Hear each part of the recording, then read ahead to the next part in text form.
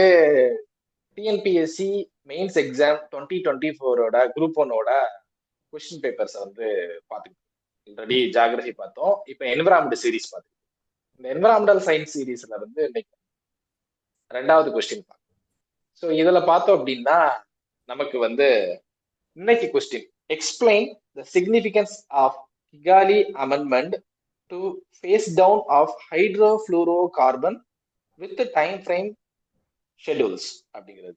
தமிழ்ல வந்து ஹைட்ரோஃப்ளூரோ கார்பன்களை படிப்படியாக அகற்றும் பொருட்டு நடைமுறைப்படுத்தப்பட்ட கிகாலி சட்ட திருத்தத்தின் முக்கியத்துவத்தை கால வரையறை அட்டவணையுடன் விளக்குக அப்படின்னு சொல்றாங்க. ஸோ ஜென்ரலா இது கிட்டத்தட்ட கிகாலி தான் உள்ள போயிட்டாங்க. ஸோ யுஎன்எஃப்சிசி இதர விஷயங்களை பத்தி பெருசா கண்டுக்காத டிஎன்பிஎஸ்சி வந்து கிகாலியை போய் நேரடியா தொட்டு, அதுவும் கிகாலி அமெண்ட்மெண்ட்டை போய் நேரடியா தொட்டு அதோடைய கால அட்டவணைகளோட சொல்றது அப்படிங்கிறது வந்து கம்பேரிட்டிவ்லி ரொம்ப புதுசு. ஸோ இந்த விஷயம் வந்து கொஞ்சம் இதை பத்தின ஒரு டெப்தான கிளாஸ் அண்டர்ஸ்டாண்டிங் இருந்தா மட்டுமே ஆன்சர் பண்ண முடியுங்கிற மாதிரி எங்களுக்கு காட்டுது. ஸோ இதை பத்தி நீங்க எங்களுக்கு சொன்னீங்க அப்படின்னா எங்களுக்கு ஹெல்ப்ஃபுல்லா இருக்கும். கண்டிப்பா. ஸோ இதுவும் வந்து ஒரு 10 மார்க்கு கேள்வி. Kigali agreement. 2வது இந்த கேள்வியில் வந்து கரண்ட் அஃபேர்ஸ் தெரிஞ்சிருந்தால் மட்டும்தான் இதுக்கு கண்டிப்பாக ஆன்சர் பண்ண முடியும். கரண்ட் அஃபேர்ஸ் படிச்சிருந்துருக்கணும், கிகாலி பற்றி தெரிஞ்சிருக்கணும்.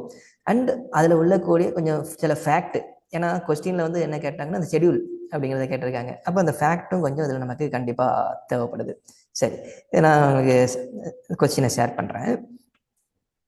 Okay. Now, so explain the significance of Kigali Amendment to phase down the hydrofluorocarbons with time frame schedules. Okay, முக்கியமானது வந்து இந்த டைம் ஃப்ரேம் ஷெடியூல்ஸ் அப்படிங்கிறது. அப்போ இதை கண்டிப்பாக வந்து இந்த டைம் ஃப்ரேம் என்ன டார்கெட் இதில் கொடுத்துருக்காங்க அப்படிங்கிறது நம்ம இதில் டினோட் பண்ணி தான் காமிச்சு ஆகணும். ஓகே. 2வது இதில் இன்னொரு க்ளூ இருக்குது.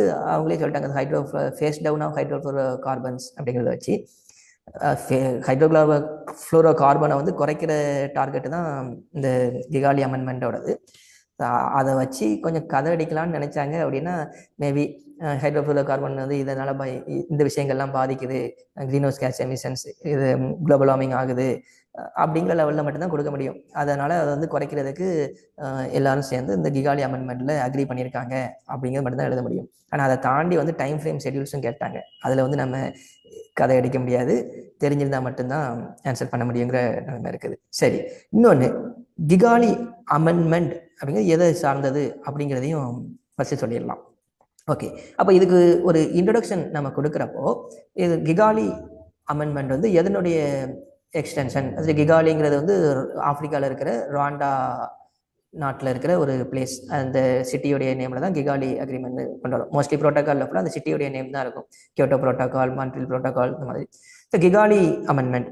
அப்போ இந்த கிகாலி அமெண்ட்மெண்ட் அப்படின்னா அதுக்கு முன்னாடி வேற என்னமோ இருந்திருக்குன்னு அர்த்தம். அப்போ எதோட அமெண்ட்மெண்ட் அப்படிங்கிறப்போ மான்ட்ரியல் ப்ரோட்டோக்காலோடைய அமெண்ட்மெண்ட். இது மான்ட்ரியல் ப்ரோட்டோக்காலில் ஒரு செர்டைன் திங்ஸ் வந்து அக்ரி பண்ணியிருந்தோம்.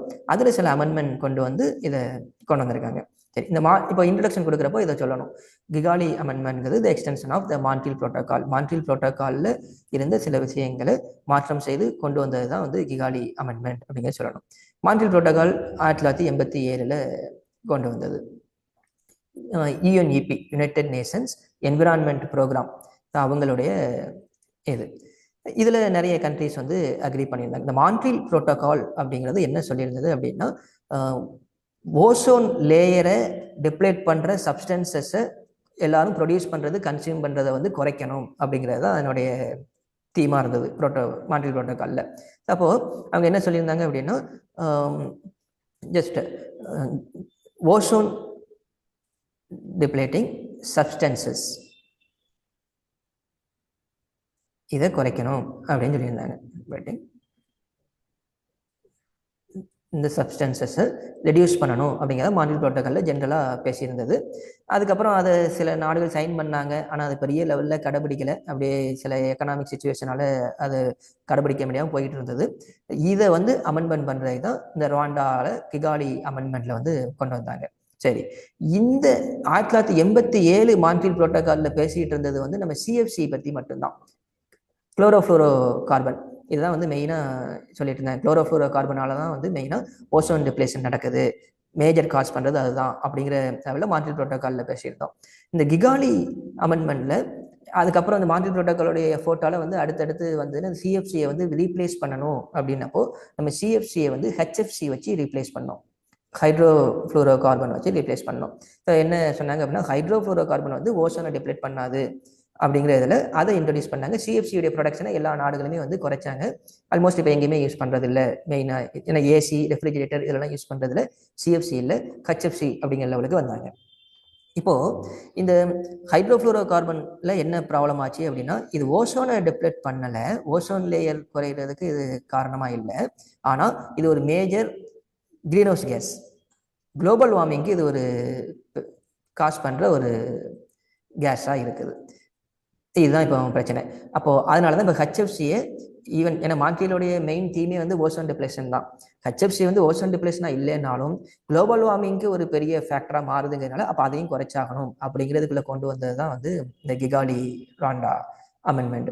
ஸோ இதில் அவங்க கொண்டு வந்தது reduction of the production and consumption of, so நுகர்றதும் சரி தயாரிக்கிறதும் சரி ஹெச்எஃப்சியை வந்து குறைக்கணும் அப்படிங்கிற டார்கெட்டில் கொண்டு வந்தது தான் இந்த ராண்டா அமெண்ட்மெண்ட். ஸோ மான்ட்ரியலில் என்ன இருந்துச்சுன்னா சிஎஃப்சி, கிகாலியில் வந்து ஹெச்எஃப்சி. அப்போ இதை பற்றின ஒரு இன்ட்ரோ கொடுத்துடலாம்.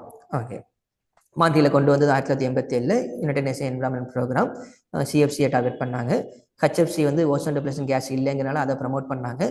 இப்போ ஹெச்எஃப்சி வந்து குளோபல் வார்மிங்கில் பெரிய காஸ்ட் பண்ணுறதுனால அதை குறைக்கணுங்க கொண்டு வந்தது தான் கிகாலி ராண்டா அமெண்ட்மெண்ட் அப்படிங்கிறது. ஓகே, இந்த கிகாலி அமெண்ட்மெண்ட்ல வந்து பார்த்தீங்க அப்படின்னா ஆல்மோஸ்ட் யுனைடெட் நேஷன்ஸ்ல இருக்கிற எல்லா கண்ட்ரியுமே வந்து சைன் பண்ணிட்டாங்க. ஸோ யூஎன்னுடைய எல்லா கண்ட்ரியும் சைன் பண்ண ஒரு விஷயம் இருக்கு அப்படின்னா அது கிகாலி அமெண்ட்மெண்ட்டை தான் சொல்லலாம். ஈவன் யூஎஸும் வந்து பண்ணாங்க. ஓகே, இப்போ இந்த ஹெச்எஃப்சியுடைய குளோபல் வார்மிங் பொட்டன்சியல் அப்படின்னு பார்த்தோன்னா அதை டினோட் பண்ணி காமிக்கலாம். ஏன் ஹெச்எஃப்சியை வந்து ரெடியூஸ் பண்ணணும் அப்படின்னா அதனுடைய குளோபல் வார்மிங் இன்டென்சிட்டி, அது வந்து எந்த அளவுக்கு வெப்பத்தை வந்து அதிகரிக்கும் அப்படிங்கிற இன்டென்சிட்டி பார்த்தோம் அப்படின்னா இப்போ கார்பன் டை ஆக்சைடுக்கு ஒரு லெவல் இருக்கும், அதுவும் கிரீன் ஹவுஸ் கேஸ் தான். அது ஒரு வகையில் வந்து வளிமண்டலத்தை வந்து ஹீட்டை டெம்பரேச்சர் இன்க்ரீஸ் பண்ணுது. அப்போது ஹெச்எஃப்சியும் கார்பன் டை ஆக்சைடும் கம்பேர் பண்ணோம் அப்படின்னா ஹெச்எஃப்சி கார்பன் டை ஆக்சைடை விட பல்லாயிரம் மடங்கு, தௌசண்ட்ஸ் ஆஃப் டைம்ஸ் வந்து ஹெச்எஃப்சியோட இன்டென்சிட்டி அதிகம் கார்பன் டை ஆக்சைடை விட. ஸோ அதுதான் இருக்கக்கூடிய சீரியஸான ஒரு விஷயம். சரி, இப்போ significance of the Kigali amendment to phase down the hydrofluorocarbons அப்படிங்கிறது இந்த இன்ட்ரடக்ஷன் போதும். மான்ட்ரியல் புரோட்டோகால்னா என்னென்ன ஆரம்பிச்சு கிகாலி அமெண்ட்மெண்ட் அதுலேருந்து வந்தது, அதனுடைய நோக்கம் என்ன, இதனுடைய நோக்கம் என்ன, ஏன் ஹெச்எஃப்சியை ரெடியூஸ் பண்ணணுங்கிற காரணம், கார்பன் டை ஆக்சைடோட எந்த அளவுக்கு பொட்டன்சியல் அப்படிங்கிறது. சரி, அதுபோல் ஹெச்எஃப்சி எதெல்லாம் யூஸ் ஆகுதுன்னா ஏசி ரெஃப்ரிஜிரேட்டர் இந்த மாதிரி கூலண்ட் சிஸ்டத்தில் ஃபுல்லாகவே யூஸ் பண்ணிட்டு இருக்கிறோம்.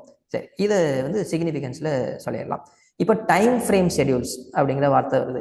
அப்போ டைம் ஃப்ரேம் ஷெடியூல்ஸ்க்கு அப்போ நிறைய கண்ட்ரி வந்து ஒத்துக்கிட்டாங்க. அப்படிங்கிறப்போ இதுக்கு அடுத்த பார்ட்டாக என்ன கொண்டு வரலாம் அப்படின்னா 3 வகையாக வந்து பிரித்தாங்க நாடுகளை.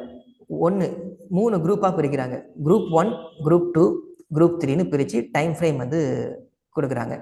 ஸோ இதில் இந்த குரூப் 1 அப்படிங்கிறது ஓல்டு இண்டஸ்ட்ரியல் கண்ட்ரிஸ், அதாவது பல 100 ஆண்டுகளாக இண்டஸ்ட்ரியல் ரெவல்யூஷன் வந்த பீரியட்லேருந்து இண்டஸ்ட்ரி ஸ்டார்ட் பண்ண யூரோப்பு, யூஎஸ், இந்த வளர்ந்த நாடுகள், பெரும்பான்மையாக வளர்ந்த நாடுகள், அவங்கெல்லாம் ஓல்டு இண்டஸ்ட்ரியல் கண்ட்ரி. இந்த ஓல்டு இண்டஸ்ட்ரியல் கண்ட்ரிஸ்க்கு வந்து ஒரு டார்கெட்டை ஃபிக்ஸ் பண்ணுறாங்க. அடுத்து இந்த குரூப் 2 அப்படிங்கிறதுல சைனா, பிரேசில் மாதிரியான கண்ட்ரி, குளோபலைசேஷனுக்கு அப்புறம் கொஞ்சம் ரேப்பிடாக வளர்ந்த கண்ட்ரி, இதை குரூப் 2ல பிரிக்கிறாங்க. இங்கே வந்து கொஞ்சம் இப்போ still developing and under developed, வளர்ந்து கொண்டு இருக்கிற மற்றும் வளராத நாடுகள், இப்படி பிரிச்சிருக்காங்க. பர்டிகுலர் இந்தியா வந்து இந்த குரூப் 3ல தான் வச்சிருக்கிறோம், இந்த வகையில் வச்சிருக்கிறோம். சரி, இதில் வந்து பார்த்தீங்கன்னா டைம் ஃப்ரேம் இந்த என்ன அப்படின்னா இந்த ஓல்டு இண்டஸ்ட்ரியல், ஏன்னா 2016 வந்தது கிகாலி அமெண்ட்மெண்ட், இவங்க 2024க்கு ஒரு டார்கெட்டும் 2036க்கு ஒரு டார்கெட்டும் இந்த ஓல்டு இண்டஸ்ட்ரியல் கண்ட்ரிக்கு வந்து ஃபிக்ஸ் பண்ணுறாங்க. ஸோ இந்த 2024 இந்த ஓல்டு இண்டஸ்ட்ரியல் கண்ட்ரி, வளர்ந்த பெரும்பான்மை கண்ட்ரிகள் 45% அவங்களுடைய ஹெச்எஃப்சியை குறைக்கணும் அப்படிங்கிற டார்கெட்டை ஃபிக்ஸ் பண்ணுறாங்க. 2036க்குள்ள 80% குறைக்கணும் அப்படிங்கிற டார்கெட்டையும் ஃபிக்ஸ் பண்ணியிருக்காங்க. இது வந்து ஓல்டு இண்டஸ்ட்ரியல் கண்ட்ரிக்கு. சரி, இப்போ சைனா, பிரேசில் இது எதுல இருந்து இந்த பெர்சன்டேஜ் அப்படின்னா, இதுக்கான பேஸ் இயர் பார்த்தீங்கன்னா 2011 டு 2013 இந்த வருடங்கள்ல எவ்வளோ நம்ம ப்ரொடியூஸ் பண்ணிட்டு இருந்தோமோ அதை விட 45% குறைக்கணும், 80% குறைக்கணும் அப்படிங்கிற டைம் ஃப்ரேம். இப்போ சைனா அண்ட் பிரேசில் இவங்களுக்கு வந்து பார்க்குறப்போ 2045 டார்கெட்டாக கொடுத்துருக்குறோம். 2045க்குள்ள 80% குறைக்கணும் அப்படின்னு.